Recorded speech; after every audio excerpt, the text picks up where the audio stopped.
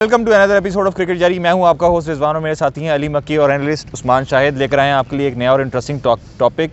21वीं सदी के आगाज़ में पाकिस्तानी क्रिकेट यार एक मिनट, चैनल सब्सक्राइब कर लें। चलें, चैनल सब्सक्राइब कर लें और बेल आइकन दबाना ना भूलिएगा। मैं आपको ये बताने लगा था कि 21वीं सदी के आगाज़ से लेकर अब तक पाकिस्तानी टीम में तकरीबन क्रिकेट में 9 से 10 कैप्टन्स चेंज हो चुके हैं। शायद यही वजह है कि पाकिस्तान की टीम हमेशा से इनकंसिस्टेंट रही और इस दौरान कोई भी बड़ा वर्ल्ड कप जीतने में कामयाब नहीं रही। टेस्ट में परफॉर्मेंस तो रही अच्छी मिसबाह की कप्तानी के अंडर, लेकिन वो भी शॉर्ट लिव्ड थी। उसके बाद आपने देखा कि सरफराज की कप्तानी में पाकिस्तान ने चैंपियंस ट्रॉफी जीती, इंडिया को हराया, और फिर बाबर की कप्तानी में T20 वर्ल्ड कप में एक दफ़ा सेमीफाइनल फाइनल में गए।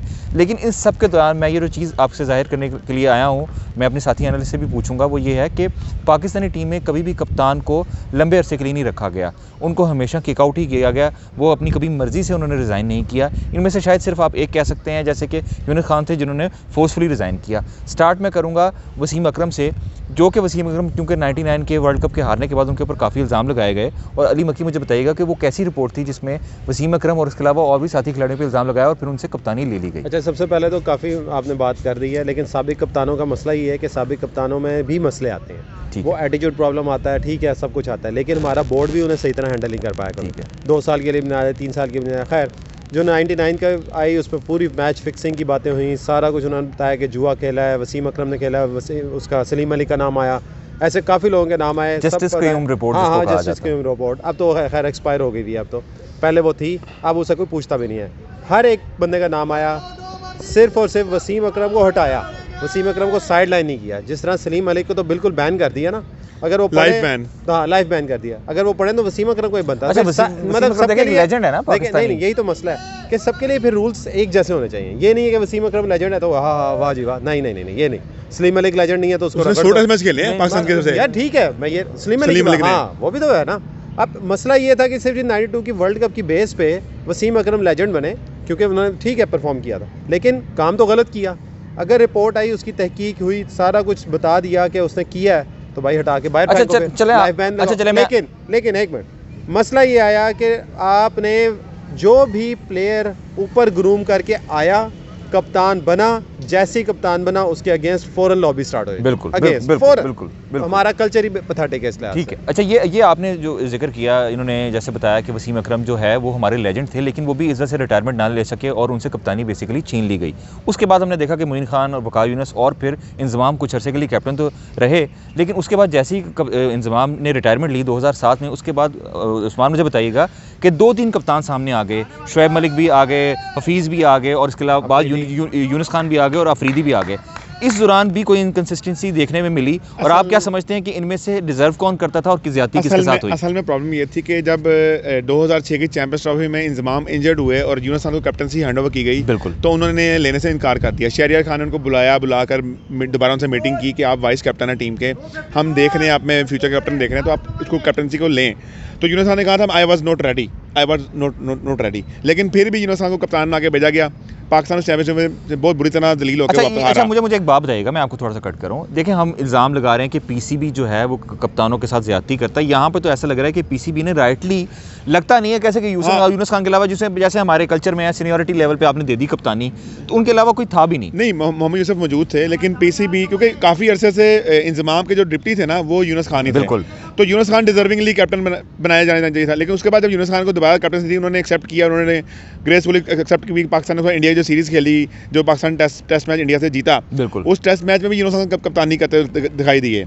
इंजमाम नहीं खेल रहे थे। पाकिस्तान ने वो टेस्ट सीरीज कराची का टेस्ट मैच जीता यूनुस कैप्टनसी में। लेकिन उसके बाद जब इंजमाम ने रिटायरमेंट ली और कैप्टनसी की बात आई, तो बजाय यूनुस खान को कैप्टनसी देने के, वो जो अली वाली बात, पीसीबी ने एक बच्चा उठाया शुएब मलिक और उसको उठा कैप्टनसी हैंडओवर कर दी। हालांकि टीम में अफरीदी मौजूद था, मोहम्मद यूसुफ मौजूद था, यूनुस खान मौजूद था, जो कि ऑलरेडी वाइस कैप्टन था। आपको नहीं लगता कि यहाँ से जो दरार पड़ी उसका इफेक्ट हम आज तक भुगत रहे हैं? और अभी मैंने इसमें जिक्र नहीं किया, अभी आप देखें कि अभी तो मैंने सलमान बट का जिक्र नहीं किया, जो अल्टीमेटली कैप्टन भी बने, बनाया गया और वो फिर वो भी एक कंट्रोवर्सी बनी और वो उसका भी अभी तक हम शिकार हैं।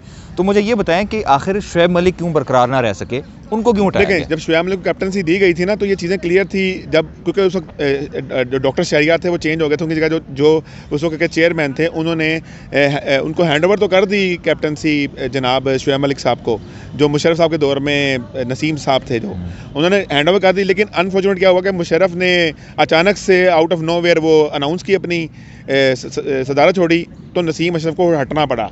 जैसे नसीम हटे तो शुएब मलिक फ़ौरन से सीन से आउट हो गए और ये बातें चैमगन शुरू होगी कि जो सीनियरिटी की वजह से कैप्टनसी दी जाए। अच्छा मुझे ये बताइए, ये वो दौर भी था कि उस टाइम बहुत सारे सीनियर प्लेयर्स भी मौजूद थे, तो लॉबीज़ भी होंगी, जैसे शुएब अख्तर भी मौजूद थे, शाहिद अफरीदी में मौजूद हैं, तो यकीनन लॉबीज़ तो होंगी थी। और अब देखें उसके बाद जब कैप्टनसी दी जानी थी तो मेरे ख्याल से सबको बैठा कर बात करनी चाहिए थी कि हम यूनुस खान को कैप्टनसी दे रहे हैं।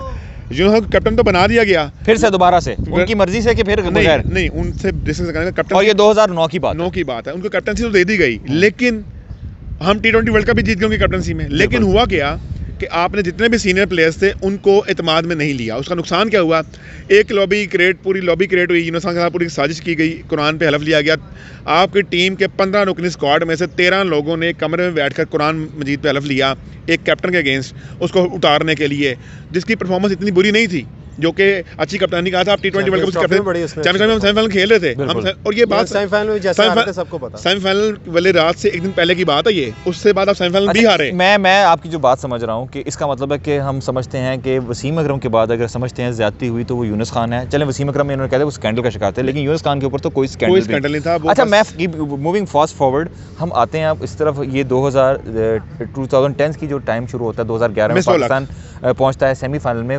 अफरीदी और मिसबाह-उल-हक की जो क्लैश बना रहा, वो काफ़ी देर बना रहा, और मुझे अली ये बताइएगा कि आपको लगता है कि इनमें से किसी के साथ ज़्यादती हुई, बाद में मिसबाह-उल-हक की कप्तान बन गए और शाहिद अफरीदी को खुदा हाफिज़ कहना पड़ा? ज़्यादती जो होती है ना, ज़्यादती एक डिफरेंट वर्ड है। क्रिकेट में मेरा ख्याल है ये वर्ड नहीं होना चाहिए। हमारा मसला क्या है भला? सबसे मेन 2010 से पहले जो चेयरमैन आता था अपनी पसंद का कप्तान लगा जिसके साथ उसकी यस। बिल्कुल 2010 के बाद ये चीज़ चेंज हुई कि सोशल मीडिया का प्रेशर भी आने लग गया। अब क्या होता है, जो हमारे माशाल्लाह नामी ग्रामी एक्सपर्ट हैं वो प्रेशर डालते हैं, वो कप्तान बन जाते हैं। अभी आपने देखा बाबर को कैसे हटाया गया, आपने देखा मलिक को कैसे हटाया गया। ठीक है, परफॉर्मेंस एक अलहदा सीन है, आप उसे बात करो भाई, ये हमें परफॉर्मेंस है, ये आपके KPI है, ये हमें विनिंग चाहिए, हमें ये टीम बनानी है। अभी बाबर के आजम के इर्द गिर्द टीम बनाई गई, सत्यानाश कर दिया। यही चीज़ यूनुस खान ने बिल्ड की टीम, आपने को टीम उसने बना के दी, हालांकि पुराने प्लेयर्स थे, नए अंदर इन्वॉल्व करके दिए, उसका बेड़ागर कर दिया गया। मिसबा के साथ भी यही मसला हुआ बेचारे के साथ, उसने भी टीम बना के दी, उसके बाद उसके साथ हालांकि मिसबा खुद उस कंट्रोवर्सी का पार्ट थे जो यूनुस खान के साथ हुई थी, लेकिन उसके साथ फिर वही हुआ। अब होता क्या, होता ही है कि आप एक सीनियर को मैनेजर बना दिया, अब उससे भी एक सीनियर साथ बैठा हुआ है, वो सड़ता रहेगा, वो कहेगा यार देखिए, उससे हजम ही नहीं हो रहा कि मैं सीनियर हूँ। मिसबा की लॉबिंग में अफरीदी टॉप पर थे, अफरीदी साहब के सामने थे। अफरीदी ने ही किया ना यूनुस खान का, क्यों? मैं सीनियर हूँ, यूनुस खान कल का बच्चा, क्योंकि अफरीदी पुराना था ना, सीनियर था। अब उसे ये हजम नहीं। हमारे कल्चर की यही मुसीबत है कि भाई आप अपने स्किल्स तो देख लो पहले। अफरीदी कफतान बनने के लायक नहीं था, लेकिन बनाया गया। उन्होंने तो कई दफा रिटायरमेंट लेकर वापस शाहिद अफरीदी के कैप्टन को कैप्टन बनाना सबसे मेरे ख्याल से गलत डिसीजन होगा किसी भी। अच्छा, आप गलत डिसीजन तो कह रहे हैं, लेकिन वो टीम को सेमीफाइनल तक तो ले गए थे। अच्छा एक मिनट, ले गए। वर्ल्ड कप से पहले सबको पता है कि उसने क्या बयान दिया था कि हम सेमीफाइनल खेलेंगे। हाँ, मतलब सोच ही हमारी अचीवमेंट होगी अगर हम सेमीफाइनल खेलेंगे। अच्छा, मुझे ये बताइएगा कि मूविंग फास्ट फॉरवर्ड, मिसबा भी हो गए, अफरीदी भी हो गए, हम इन सब चीज़ों में जो एक चीज़ कॉमन नज़र आ रही है कि PCB जो है उसके शिकार होता है हर कोई। मैं आपसे अगला क्वेश्चन पूछने वाला हूँ। मिसबा के जाने के बाद फिर एक गैप आया और out of nowhere Azhar Ali को क्यों कप्तान बना दिया गया? देखें ये वही बात, जब कोई वीक मैनेजर होता है ना, जो वीक मैनेजमेंट होती है, वो कोशिश करती है कि ऐसा बंदा आए जो उनके आगे सर ना उठा सके, जो यस बॉस करे। इस तरह के कप्तान तब बनाए जाते हैं जब, क्योंकि कोई अगर देखें, हालांकि अजहर अली खुद से एक अच्छे परफॉर्मर थे, ऐसी बात नहीं, अच्छे परफॉर्मर थे, अच्छे प्लेयर थे, लेकिन वो अगर आप ह्यूमनली उसको बीइंग की तरह देखें, बड़े सॉफ्ट हार्टेड किस्म के बंदे थे, उनको दबाना बड़ा ईजी था। तो ये PCB प्रैक्टिस करती है। मैं आपका मतलब समझ रहा हूँ कि हम अपने जो बता रहे हैं, जो हमें आंखें ना दिखाए और हमारी मर्जी से चले। हालांकि भाई चेयरमैन क्रिकेटर नहीं होता, चेयरमैन का काम है चेयरमैनशिप करना, डायरेक्शन करना, डायरेक्शन देना और बंदे सही जगह पे सही। अच्छा मैं इसके आगे चलता हूँ। इसके बाद आता है 2016 में जब पाकिस्तान में दोबारा से क्रिकेट आनी शुरू हुई, PSL शुरू हुआ, नजम सेठी वापस आए और हमने इसी दौरान देखा कि पाकिस्तान टीम बेहतर होना शुरू हुई, हमें खिलाड़ी मिले PSL से। और मुझे बताइए एक नए कप्तान की एंट्री हुई सरफराज, मुझे बताइए कि उनकी कप्तानी कैसी रही और उनका जाना ठीक था या नहीं? बिल्कुल सही नहीं, मैं आपको बताता हूँ वाकया।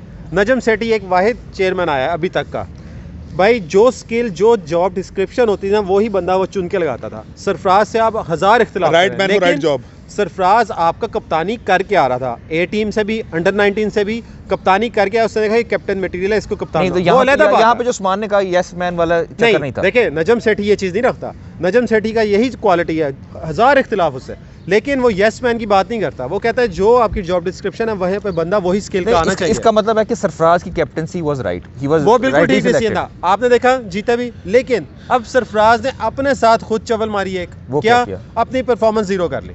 आपका नंबर था जो मिसबा आपको खिलाता था, 5वें नंबर पर टेस्ट आता था, 5वें 6ठे पे, बिल्कुल वनडे में आपको ओपनिंग भी मिली, ठीक है, T20 में भी अच्छा परफॉर्मेंस।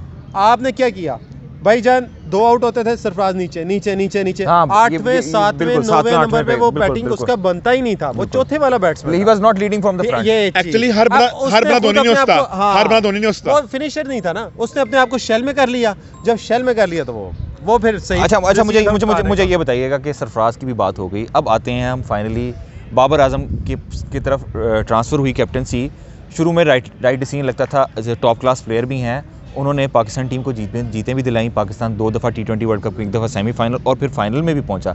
लेकिन ये जो 2023 का जो वर्ल्ड कप है 50 ओवर्स का, उसमें नाकामी के बाद उनके ऊपर बहुत बैकलैश आया और फिर उनको हटा दिया। अब इसमें कौन इन्वॉल्व? नहीं देखें, नाकामी के बाद आप चीज़ें देखें ना, नाकामी कैसे की गई है, उनको नाकाम करने के लिए क्या कुछ किया गया है। आपका PCB का चेयरमैन, यहाँ पे PCB के चेयरमैन अब ज़का शेख है, वो कर क्या रहे हैं, वो ड्यूरिंग वर्ल्ड कप वो डिफरेंट कैप्टन प्लेयर से मिल रहे हैं। मैं तुम्हें कप्तान मारूं, मैं तुम्हें कप्तान मारूं, ड्यूरिंग वर्ल्ड कप हो रहा है।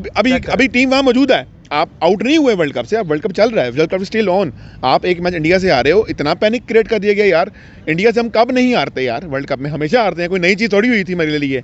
आपने जनाब साहब इतना पैनिक क्रिएट किया, बाबर के खिलाफ पूरी कॉन्स्पिरेसी बनाई गई, मीडिया में इन्वॉल्व था, कराची का मीडिया इन्वॉल्व था, वो चाह था कोई कराची का बंदा है। बाबर इतना स्ट्रॉन्ग हो चुका था, जो उनकी टेप लीक हुई इसमें भी उन्होंने बताया, ज़का साहब अपनी बेटी को कह रहे हैं कि मैं इसलिए बाबर को हटाना चाह रहा हूँ कि बाबर बहुत ज़्यादा स्ट्रॉन्ग हो गए। चलें, अब बाबर के बाद शाहीन को कप्तान बना दिया गया है, लेकिन बनवाया गया है, लेकिन अब न्यूज़ ये आ गई है, जैसे आप सब जानते हैं कि ज़का शेख को भी सैक कर दिया गया है और नए PCB के चेयरमैन आ गए।